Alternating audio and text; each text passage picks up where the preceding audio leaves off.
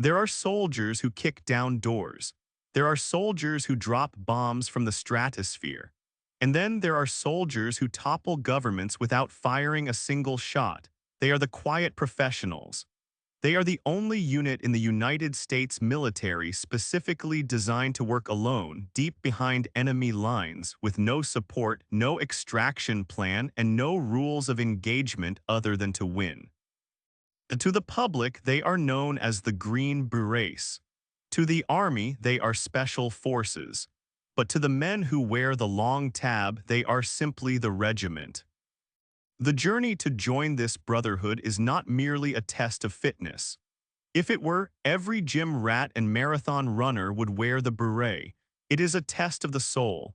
It is a 2-year industrial process designed to filter out the weak, the selfish, and the intellectually stagnant. It begins in the red clay mud of North Carolina at a place that has broken more men than any battlefield, Camp McCall. In this tactical breakdown, we are going inside the Special Forces Qualification Course.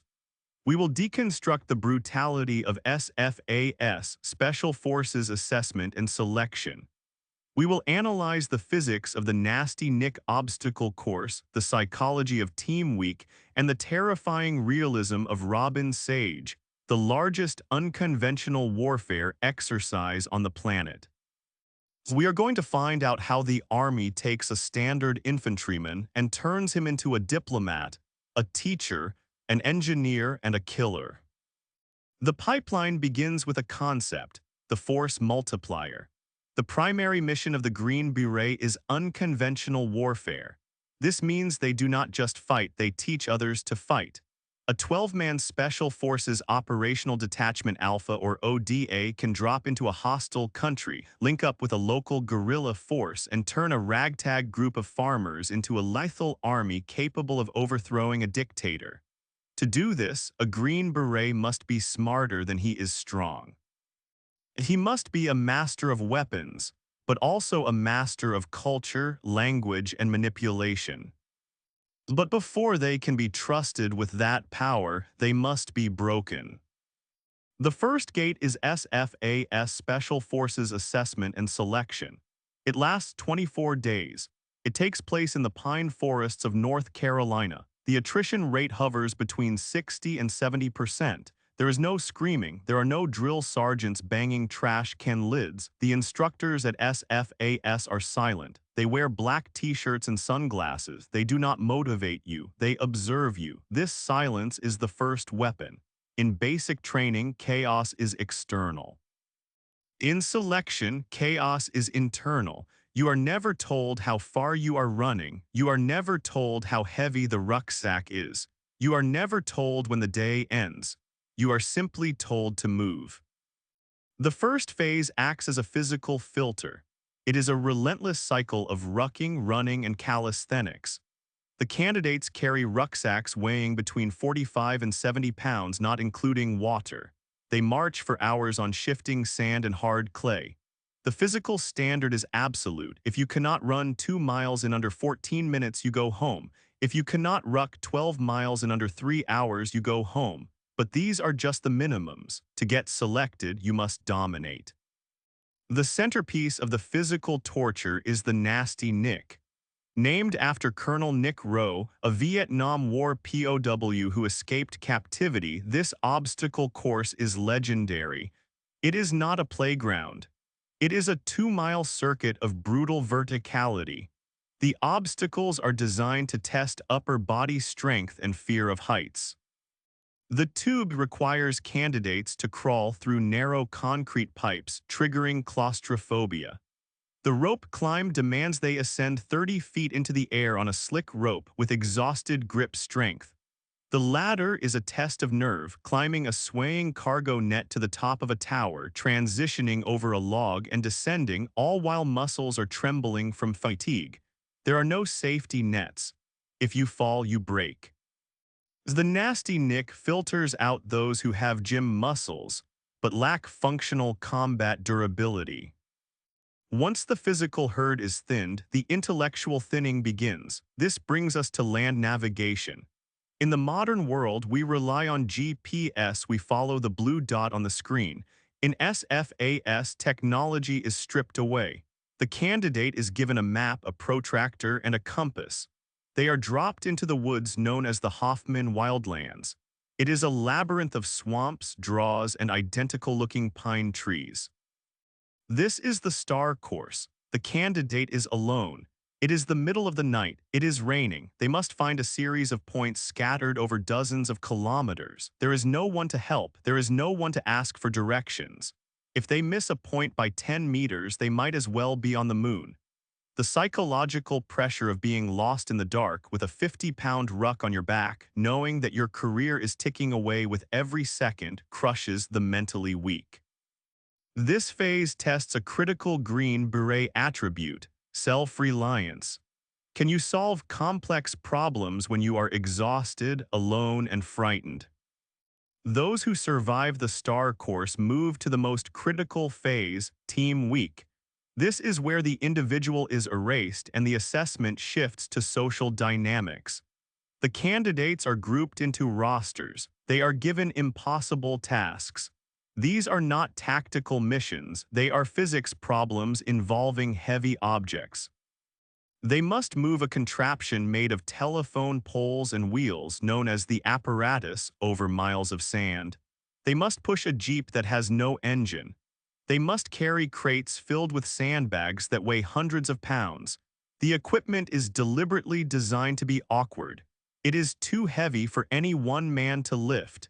It requires perfect synchronization. The instructors are watching for one thing: who is the jerk? Who is the guy who rests when the instructor isn't looking? Who is the guy who hoards his water? Who is the guy who complains? Special Forces teams operate in isolation for months. If you are physically strong but toxic to be around, you are a liability. You will destroy the team from the inside. At the end of Team Week, the candidates perform a peer review. They must rank everyone in their team from best to worst. This is the ultimate truth serum. You can fool the instructors, but you cannot fool the men suffering beside you. If your peers vote you out, you are finished. The army does not want a Rambo, they want a brother. At the end of 24 days, the survivors gather in a formation. This is the dawning of the road. The candidates stand in silence. The commander reads a list of roster numbers. If your number is called, you pick up your duffel bag and walk to the road. You have been selected. You have not won. You have simply earned the right to begin the real training. The next phase is the Q course, the Special Forces Qualification Course. Depending on the job or military occupational specialty, this can take anywhere from a year to 2 years. This is where the soldier becomes a scholar. There are 4 primary entry-level jobs in Special Forces. The Weapons Sergeant, 1-8 Bravo. He must know how to fire, strip, and repair every weapon system on Earth, from a standard American M4 to a rusted Soviet PKM machine gun found in a cave in Afghanistan. He must be able to calculate ballistics for sniper shots and lay indirect fire with mortars. The Engineer Sergeant, 1-8 Charlie. He is the master of construction and destruction. He learns how to build schools, bridges, and wells to win the hearts and minds of the local populace. He also learns how to mix homemade explosives to blow those bridges up if the enemy captures them. He can calculate the exact amount of C4 needed to cut a steel beam without bringing down the whole building. The Communications Sergeant, 1-8 Echo, he is the lifeline. He learns Morse code, high-frequency radio theory, and satellite cryptography. In the mountains of South America or the deserts of Syria, he is the only link to the outside world. If he fails, the team dies in silence. And finally, the Medical Sergeant, 1-8 Delta. This is widely considered the best trauma medical training in the world. The training lasts over a year. These men are not just paramedics, they are combat surgeons. They learn to perform amputations, treat gunshot wounds, manage tropical diseases, and even perform dentistry and veterinary medicine. Why veterinary medicine? Because if a Green Beret saves a village chief's prize goat, he wins the loyalty of the tribe. The 1-8 Delta is the ultimate force multiplier. He brings life where there is death. Throughout the Q course, the students also attend language school. A Green Beret must speak the language of his area of operations. Whether it is Russian, Arabic, Mandarin, or Spanish, they must be fluent enough to instruct a foreign soldier and negotiate with a local warlord. This is what separates them from the rest of the military. A Marine shoots you. A Green Beret talks to you, eats with you, and then, if necessary, shoots you. But technical skills are useless without the will to survive. This leads to SERE survival, evasion, resistance, and escape. It is a classified school and the details are guarded, but the objective is known. It prepares soldiers for the nightmare scenario, being captured by the enemy. The students are dropped into the wild. They must evade capture by hunter teams. They must eat bugs, build shelters, and survive the elements. Eventually, they are captured. They are placed in a mock prisoner of war camp. They are subjected to interrogation techniques based on real-world enemy methods, sleep deprivation, loud noise, stress positions, psychological manipulation. The goal is not to prevent them from breaking. Everyone breaks. The goal is to teach them how to resist as long as possible, how to keep faith with their fellow prisoners, and how to survive with honor. It is a harrowing descent into the darkness of the human mind. Men lose weight, they hallucinate, they cry. But when they walk out of the camp, they carry an armor that cannot be pierced by fear. They know their breaking point, and they know they can survive it. The culmination of the entire 2-year pipeline is Robin Sage. This is not a simulation. It is a war game on a massive scale. It takes place across 15 counties in North Carolina. The Army created a fictional country called Pineland. Pineland has a government, a currency, a history, and an active resistance movement. The students are organized into ODAs. Their mission: infiltrate Pineland, link up with the guerrilla forces, and overthrow the illegitimate government. The guerrillas are played by actual retired Green Berets and local civilians who have participated in the exercise for decades. They act as role players. They are difficult. They are suspicious. They demand supplies. They refuse to follow orders. The students must jump into the woods at night, carrying heavy loads. They must meet the guerrilla chief. They must negotiate. They must train this ragtag force in weapons and tactics. And they must do it while being hunted by enemy forces, played by regular Army infantry units. Robin Sage is the final exam of unconventional warfare. It tests everything. Can the 1-8 Delta treat a simulated casualty while the team is under fire? Can the 1-8 Echo establish comms in a thunderstorm? Can the 1-8 Bravo teach a farmer how to set up an ambush? Can the captain lead men who don't have to listen to him? The scenarios are unscripted. If the students insult the guerrilla chief, the chief might kick them out of his camp. Mission failed. If they get caught by the enemy, they go to jail. Mission failed. It requires high emotional intelligence. You cannot order a guerrilla to fight, you have to convince him. The exercise ends with a massive coordinated assault on the enemy targets. But the real victory is the relationship built with the Pinelanders. When the helicopters arrive to extract the students, there is often a genuine sense of sadness. They have lived with these role players, eaten with them, and fought alongside them. They have experienced the bond that forms between advisors and their indigenous counterparts. Finally, after the sweat of Mackall, the isolation of the STAR course, the pain of Team Week, the academic grind of the Q course, and the war in Pineland, the soldiers stand on the parade field at Fort Bragg. They are clean. They are wearing their Class A uniforms. And for the first time, they put on the headgear that distinguishes them from every other soldier in the United States Army: the Green Beret. This piece of wool is more than a hat. It is a warning to enemies and a promise to allies.